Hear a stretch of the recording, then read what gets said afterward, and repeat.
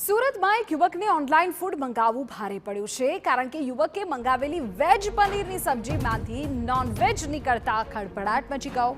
યુવકે બહેરોઝ royal બિરયાનીમાંથી food મંગાવ્યું, veg food મંગાવ્યું, બીજી તરફ તેમને નોનવેજ આપી દેવાયું અને હવે હિન્દુ સંગઠન દ્વારા રેસ્ટોરન્ટમાં જઈને વિરોધ પણ કરવામાં આવ્યો। કલેક્ટરને પત્ર લખાયો છે અને રેસ્ટોરન્ટને બંધ કરવાની માંગણી કરાઈ છે।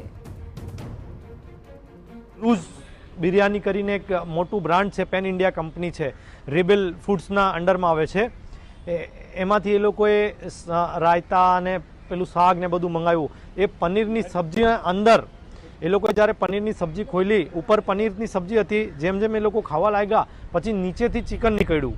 તો એ લોકોએ હોટલમાં ગયા અને તાનો સીસીટીવી ચેક કરાવ્યું। પહેલાં એ લોકોએ ના પાડી દીધી કે ના, અમે આવું કંઈ કર્યું નથી। પછી એ લોકોએ સીસીટીવી જ્યારે ચેક કર્યા તો ખરેખર જે કિચનનો સીસીટીવી હતો એમાં સ્પષ્ટપણે દેખાય છે કે પહેલાં ચિકન નાખે છે, પછી ઉપરથી પનીર નાખી દે છે।